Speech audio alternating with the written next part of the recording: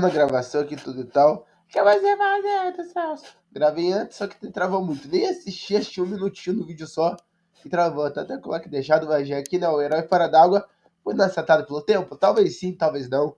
Que nem eu falei, só que eu não fui coçado e tal.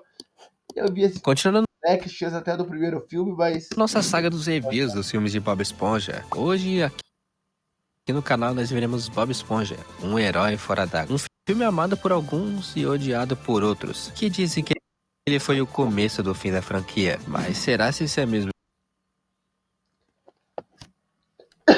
verdade? Assim como nos outros dois vídeos de análise aqui no canal, eu vou estar usando um sistema de contagem de pecados, que foram inspirados no canal Cinema Sims. Então, novamente, créditos totais a eles. Ou seja, membro do canal já está aberto, com emojis novos e vários benefícios. Então, caso você queira me dar um suporte e ter vários benefícios, considere se tornar um membro. Seria bem legal. Mas enfim, sem mais enrolação, se acomode e se prepare, pois no vídeo de hoje nós iremos ver o porquê Bob Esponja, um herói fora d'água, foi inocentado pelo tempo. Sim, senhor.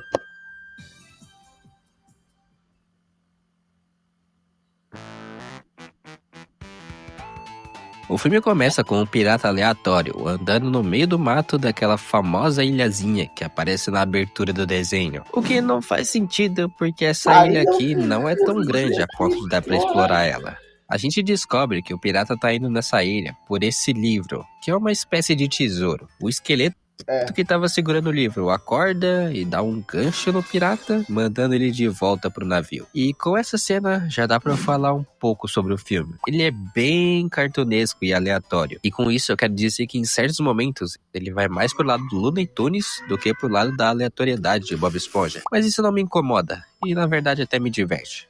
Então eu tiro um pecado por isso. No navio, o pirata começa a ler o livro, que por algum motivo é sobre a história do Bob Esponja. Do absoluto nada, aparecem essas gaivotas de CGI e já adiantando. Eu não gosto tanto. Elas têm algumas ceninhas. É mais cena boa, mas na maioria do tempo é mais irritantezinho, dizer assim, né? Que se salvam, mas o que a gente precisa saber é que a personalidade de todas elas se baseia em elas serem fãs de Bob Esponja. Quando o pirata começa a contar a história do livro, a gente é levado pra fina do biquíni, onde é feito um tipo de resumo da série. Bob Esponja, Hambúrguer de Siri, Amigos e principalmente Plankton, que literalmente tá em guerra com Siri Cascudo no momento, o que gera algumas cenas bem boas pra falar a verdade. Vai precisar mais do que maionese. Caraca. E algumas também nem tão boas assim. Maionese é instrumento de guerra. O Patrick tava certo, ele falou que era um instrumento, mas não falou do que era. Desculpa.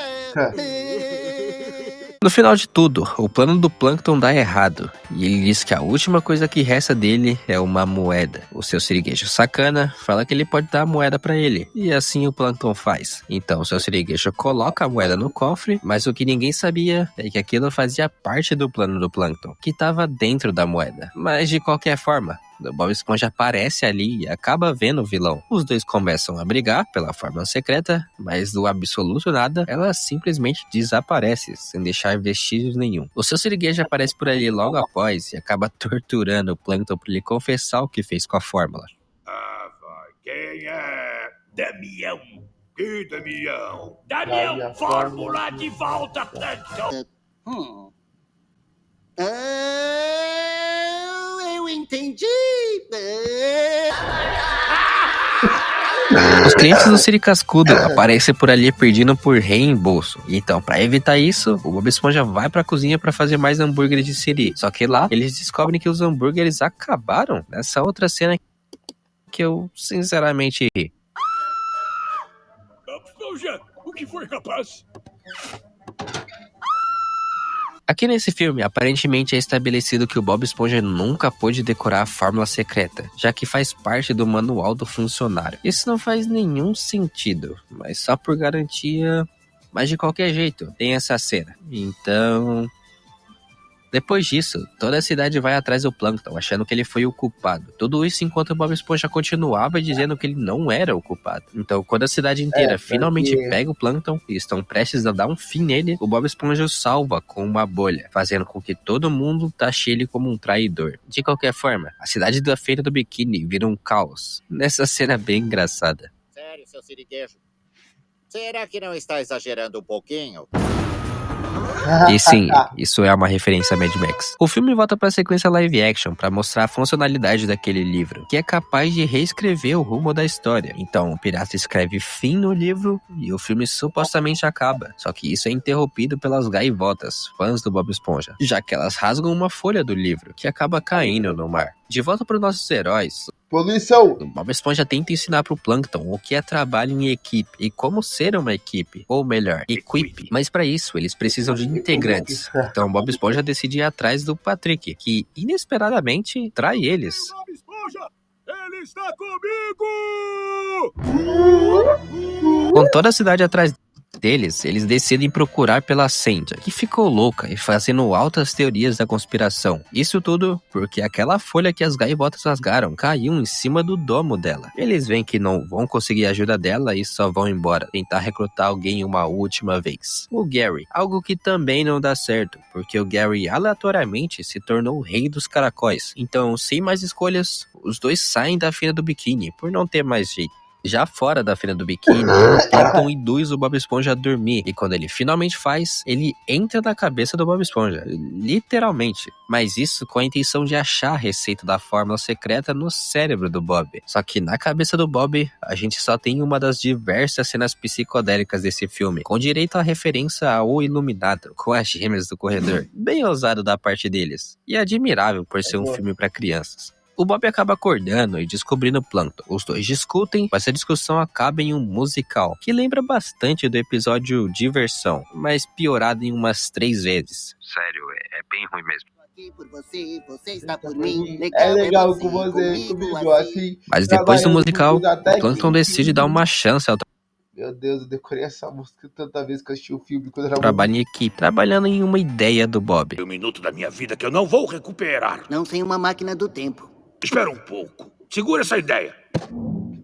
Eu gosto desse tipo de piada. Mas para fazer uma máquina do tempo, eles iriam precisar de um cérebro computador. A Karen. Então eles partem ao resgate onde ela tá sendo mantida, o balde de lixo. E nossa, o pessoal da Feira do Biquíni não tava pra brincadeira, Ah, e genial esse detalhe do Ctrl Alt Delete aqui. Eles dão um jeito de entrar se disfarçando de pneus e também passam pelo guarda Patrick. Isso tudo com cenas bem competentes e você vê que eu realmente gostei quando eu vejo a necessidade de colocar todas elas no vídeo. Ora, mas o que temos aqui?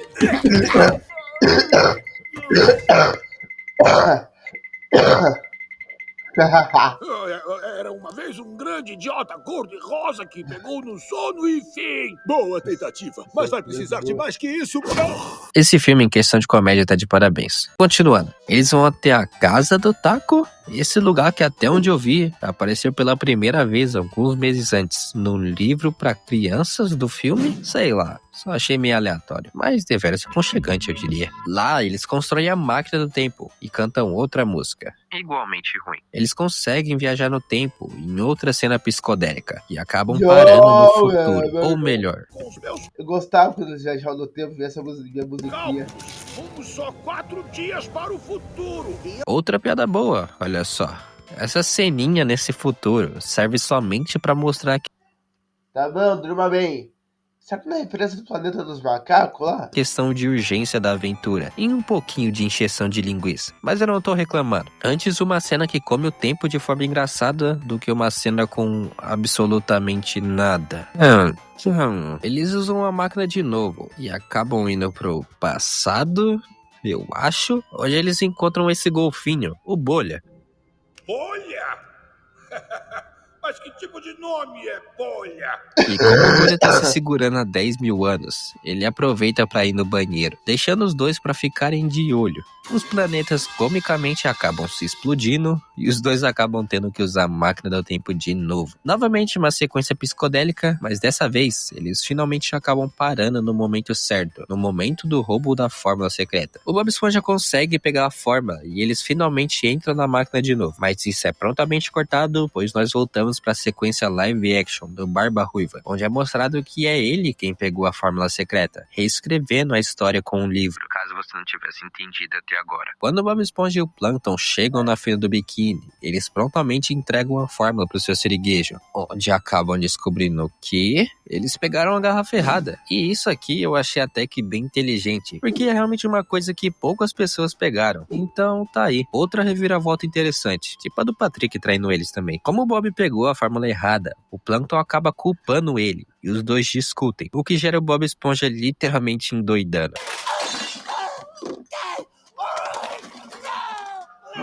Depois do Bob refletir sobre ele estar se tornando um selvagem, ele toma a decisão que está disposto a se sacrificar pela equipe, em outra cena bem engraçadinha. Mas dito e feito, quando o Bob está prestes a ser sacrificado, ele sente o cheiro de hambúrguer de siri, então a fenda do biquíni liberta ele e eles partem para o lugar de origem do cheiro, que é, olha só, a superfície. Tá legal. Personagens secundários, venham comer.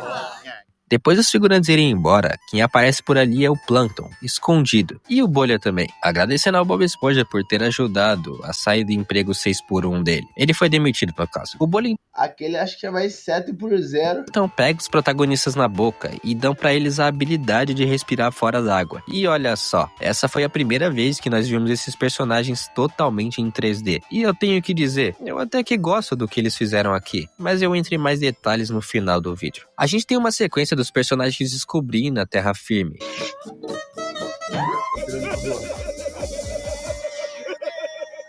Eles acabam achando um food truck do Barba Ruiva, e lá, eles também descobrem o poder do livro, com um vilão escrevendo que os protagonistas da história foram todos banidos pra Ilha Pelicano, e assim acontece. Mas na ilha, o Bob Esponja tem a ideia que eles também podem escrever, no caso, naquela folha que caiu na casa da Sandy, e ela convenientemente tinha levado pra aventura, só que dessa vez, o Bob também escreve que eles seriam super-heróis, até porque tá no título do filme. O Bob Esponja tem o poder de criar bolhas, Patrick vira um magneto de sorvetes, Lula Molusco fica sarado e toca clarinete alto, seu siriguejo vira o Homem de Ferro e a Sandy vira um esquilo realista. Só isso mesmo. A partir daqui, vira um filme de perseguição, com várias trapalhadas, mas não muitas cenas que sejam memoráveis o suficiente. Talvez essas duas aqui. Eu vejo uma luz branca.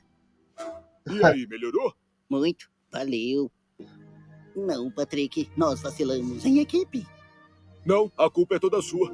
Meh.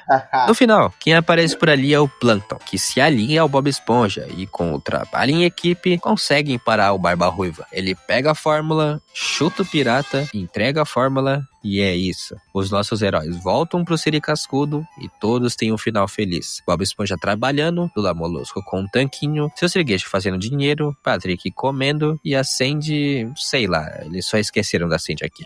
Tem um último corte mostrando que o pirata Barba Ruiva, na verdade, é o pirata da abertura do desenho, ok, mas o filme termina em si com uma batalha de rap tenebrosa, que eu vou poupar de vocês ouvirem.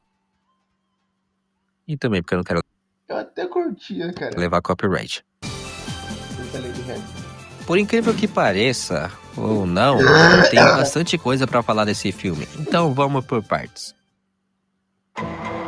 Roteiro, história. A primeira coisa que eu percebi quando eu terminei o filme foi: nossa, isso pareceu mais um especial do que um filme. Mas não vejam isso como um ponto negativo. É que nesse filme de 1h30 tem tanta, mas tanta coisa acontecendo que isso me fez parecer estar assistindo uma maratona de especiais. Tem Mad Max e Apocalipse, Viagem no Tempo, Golfinho Protetor do Universo, heróis, musicais e um pouco de tudo. Mas incrivelmente, eles conseguem misturar tudo isso de forma bem agradável, fazendo com que qualquer um consiga assistir o filme. Então, se você mostrar esse filme para um homem das cavernas que não sabe o que é Bob Esponja, ele vai entender tudo que o roteiro precisa que ele entenda e vai se divertir, porque o filme consegue manejar o tempo que ele tem de uma forma inteligente. Tudo isso graças à escrita e ao humor do filme. Não à toa eu coloquei tanta cena nesse vídeo. Ele se divide entre o humor cru, com cortes e coisas inesperadas, com um humor um pouco mais inteligente, tipo a cena do lixo reciclável. E honestamente, ambos funcionam, mas calma lá também, nem tudo funciona aqui. Uma coisa da escrita que, pelo menos pra mim, desapontou bastante enquanto eu tava assistindo o filme, é o que acontece nele em si. Tudo parece muito reciclado de diversos outros lugares. Então, o filme tem super-heróis, provavelmente devido ao sucesso da Marvel. Poxa, em 2015 estavam lançando a Era de Ultron. A questão da fina do biquíni em caos já tinha sido feita no primeiro filme. Os personagens já tinham saído da água em Pressão, da segunda temporada e no filme anterior, então o roteiro desse filme não é nada genial. Na real, ele nem tentou nada de novo, fora a questão psicodélica. Mas tem outro porém nisso tudo. O filme saiu em 2015, como eu disse. Vulgo a pior época do show, da 7ª à 8ª temporada. E de tudo dessas 2 temporadas, contando com a 6ª, a melhor coisa desse filme. Onde episódios tenebrosos eram normais para o controle de qualidade do show. Então, resumindo, o filme não é algo inovador ou genial. Ele fez o básico bebendo um pouco de cada fonte, sem se arriscar em nada. Mas esse básico é bem divertido, então tá valendo. Uma coisa que eu vi muita gente reclamando na época que o filme lançou foi que o 3D em si apareceu somente com 1 hora de filme. Eu até que entendo a indignação, até porque tem 3D no pôster do filme, mas pra mim teve o exato efeito contrário. Todos nós sabemos que a indústria hoje se baseia em live action. Todo respeito, aí chega um ponto que, cara, o filme passa tão de boa que até se esquece do 3D, assim. Deu tanto de filme.